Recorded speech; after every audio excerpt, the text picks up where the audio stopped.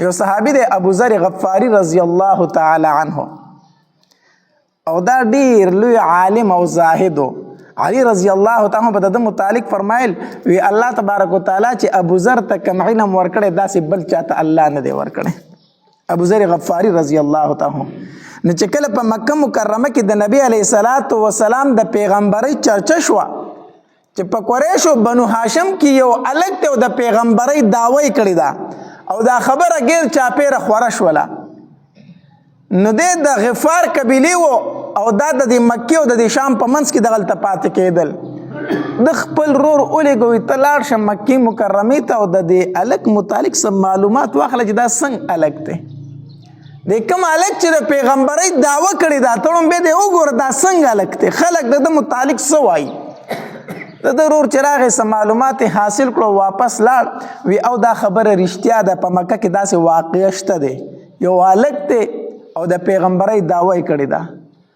نو ته دا خبرې وروره خبرې واورې خو زړه ته تسلي ونه شوه ته ماله پوره خبر را نه وړو او په خپله کډه راواغسته وي زه چې زه په خپله معلومات واخلم نو راغې مکې مکرمې ته او حرم شریف ته ورننوتو هلته ناست دی اوس نبي علیه صلات وسلام پیژني نه چې د چا نه تپوس وکړي چې هغه پیغمبر پکې کم یو د پیغمبرۍ دعوی چې کړې ده تپوس نشي کولی ناست او تپوس یې ځکه نشي کولی که نه چې په دغه ټایم کې د نبي علیه صلات وسلام دشمنان ډېر په زور کې وو نو چې څوک به خبر شو چې دا نبي علیه السلام له ملاقات له راغلی هغه سړی به ژوندی نه پرېښودو هغه به هم خلکو بیا مړ کو شهید کو به نو د تپوس د چانه نشي کولی که اوس زه د چانه تپوس وکړم چې کوم هلک د پیغمبرۍ دعوه کړی هغه پکې کم یو د خلک په ما را باندې کړي نو زه خو معلوماتو له راغلی معلومات به ونه کړم د معلوماتو نه مخکې به مې مړ کړي د چانه تپوس هم د یاري نه نشو کولی او نبي علیه السلام یې پېژندم نه حرم کې ټوله ورځ تېره شوله چې ماښام شو علي رضی الله تعالی ولیدو چې یو مسافر په حرم کې ناست دی او د شپې ځای نشته دی نو ده ته وی میلمه راځه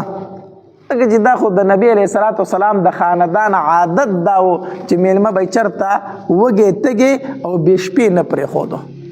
چې چېرته به یې میلمه لیدو په هغه به یې ډوډۍ خوروله او د شپې ځای به یې ورته کو نو علي رضی الله تعالی چې دا میلمه ولیدو چې د شپې ځای نشته او راغلی دی وی راځه زما سره شپه به وکړې ډوډۍ به وخوري به یې وستو ډوډۍ پې وخوروله د شپې ځای ورته برابر کو او دا تپوس یې ترې ونه کړو چې میلمه کوم ځای نه راغلی او څه له راغلی شپه یې تېره کړه ابو ذر غفاری رضی الله عنه بیا سار راغی حرم شریف ته بیا ناست دی ګیر چاپېره ګوري چې زه به څه علامات وینم زه به څوک وینم څه پوه به شم دا هلک به زه وپېژنم کوم هلک چې د پیغمبرۍ دعوه کړې ده بیا ټوله ورځ ناست دی د چا نه تپوس کولی نه شي یریږي که د چا نه تپوس وکړم او ما څوک مړ کړي بیا ماښام شو نو علي رضی الله تعالی ولیدو چې یاره دا میلمه دی په سکار راغلی خو کار یې ونه شو نو بیا ورته یې میلمه راځه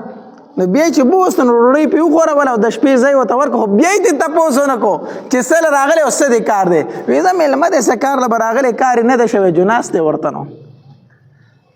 ابو ذر غفاری رضی الله تعالی په درېیمه ورځ لاړ بیا په حرم شریف کې ناست دی خو بیا د چا نه تپوس د یارې نه نشي کولی ګوره چې اسلام نه دی راغلی نو یره پکې دومره زیاته ده بیا د یارې نه چا نه تپوسو نشي کولی په درېیمه ورځ باندې علي رضی الله تعالی چې بیا راوستو که نه او ډوډۍ پې وخوروله او د شپې انتظام یې ورله برابر کړو نو تپوس یې وکړو میلمه یوه ورځ دې تېره کړه 2 ورځې دې تېرې کړې نن دې درېیمه ورځ د په څه کار راغلی چې دا کېږي نه کار دې څه دی څه غرض دی څه کار راغلی چې نه کېږي ابو ذر غفاری رضی الله تعالی ته وفرمایل وی ای هلکه یوه خبره درته کومه خو ستا دې قسم چې ما ته به صحیح خبره کوي دروغ به راته نه وای قسم یې ورته ورکړو ما ته به صحیح خبره کوي او دویمه خبر دا چې په ما به خلک نه خبرای تپوس درنه کوم وی څه تپوس دی څه له راغلی وی دلته چې کوم هلک د پیغمبرۍ دعوه کړې ده زه د هغه لیدو له راغلی یم خو مې نه پېژن چې څوک دی او په کوم ځای کې دی او دا خبره رښتیا ده که دروغ ده علي رضی الله تعالی ته وفرمایل وی او دا خبره رښتیا ده دلته یو هلک شته او د پیغمبرۍ دعوه یې کړی وی زه ورسره میلاوېدل غواړم وی سهار به دې ورسره میلاو کړم سهار به دې ورسره څه کړم میلاو کړم چې کله سحر شو نو علي رضی الله تعالی ته وفرمایل وی داغه خواله دی بیا ما خو داغه سره ملاقات ډیر مشکل دی ځکه چې څوک پوه شي په مکه کې چې وطن داغه ملاقات لراغلی نو ژوندی نه پرېږدي عکس ژوندی نه پرېږدي نو زه د داغه ملاقات له بیا ما نو چې کله په لاره باندې زما سره ځي او ما څوک ولیدل نو زه به سیټ ته وړو بولو ته کښېنم زه به سیټ ته شم واړه بول به بانه کما او یا به پیزار ځان له سمول شروع کړم خو ته به ما ته ودرېږې نه ته به سیده ځي هسې نه چې څوک را باندې پوه شي چې دا کس ده روان کړی دی ته به ما ته ودرېږې نه ته به ځان له سیده ځي په لاره باندې چې څوک را باندې شک ونه کړي وی صحیح ده روان کړی دی په دې طریقه باندې سحر نبی علیه الصلاة والسلام له ورسو چې ابوذر غفاري رضی الله عنه ورغی او د نبی علیه الصلاة والسلام د مخ مبارک ته څنګه وکتل که نه څنګه ورته وکتل وی د الله پاک پیغمبر ما ته کلمه ووایا ما ته کلمه ووایا یقینا چې ته د الله تبارک وتعالی رښتینی پیغمبر ما ستا خبرې واورېدې دا سحر نه دی دا جادو نه دی دا شعر نه دی دا کهانت نه دی دا د یو بل چا کلام دی دا د انسانانو کلام نه دی ما چې ستا خبرې واورېدې ما قرآن واورېدو ما شعرونه هم ډېر اورېدلي شعرونه داسې نه وي ما د جادوګرو خبرې هم ډېرې اورېدلې د جادوګرو خبرې داسې نه دي دا چېرته د بل چا د طرفه څه خبرې دي دا د انسانانو کلام نه دی ما ته کلمه ووایه نبی علیہ الصلوۃ والسلام ورته کلمه وویله اشهد ان لا اله الا الله وحده لا شریک له واشهد ان محمدا عبده ورسوله ابو ذر غفاری رضی الله تعالی دا کلمه وویله چې دا کلمه وویله د الله پاک پیغمبر زه مسلمان شوم کنه وی او ته مسلمان شوی خو ابو ذر دلته بغږ نه کوي سیده زه ځان له خپلې قبیلې ته ځان ورسوه که دلته در باندې څوک خبر شو نو شهید کوي دي ژوندی دي نه پرېږدي د الله پاک پیغمبر دا کلمه حق ده که نه وی که زه مړ شم شهید خو به یم که نه او چېرته نه شي کېدی چې دا زه پټه کړمه څه مې به کوي ما به وژني شهید کېږم به جو شهید مې دي کړي که نه خو دا کلمه زه پټه نه ساتمه روان شو لاړ مکې د خانه کعبې خواته خلک ګیر چاپېره ولاړ دی د پاسې د چغې کړه وی اشهد ان لا اله الا الله وحده لا شریک له واشهد ان محمدا عبده ورسوله دا کلمه ویلو یا په د خلکو را باندې کولو چې دا کلمه یې څنګه وویل چې وان محمدا عبده ورسوله چې نبی علیه السلام د الله رسول دی خلک پرې راپڼ شوي ښه دا 3 ورځې ته دې ته دلته ناست وي ته دې خبرې له راغلی وي خلکو پرې راکېښودل او ځمکې ته یې راتاو کو عباس رضی الله تعالی پوه شو د نبی علیه السلام تر دې په دې ټایم کې مسلمان شوی نه دی پوه شو چې دا خلک یې اوس وجنې شهید کوي پرېږدي نه نو دی پې د پاسه ور پرېوته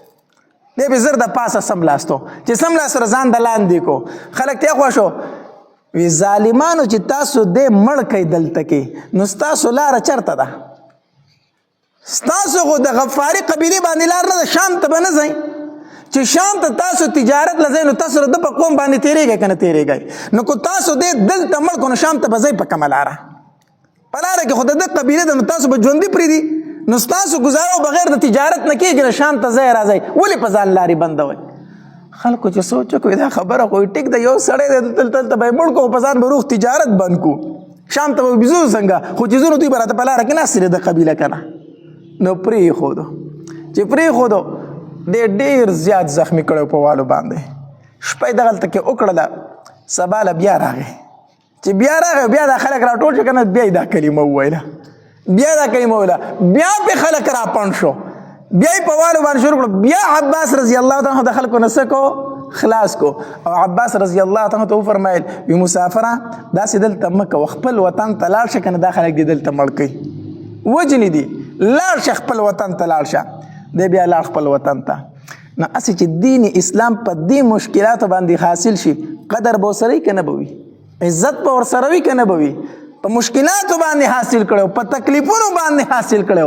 مونږ او ستاسو سره چې د دین اسلام دا قدر نشته عزت نشته مونږ په تکلیفونه نه دي لیدلي ځکه مصیبتونه پې مونږ نه دي لیکلي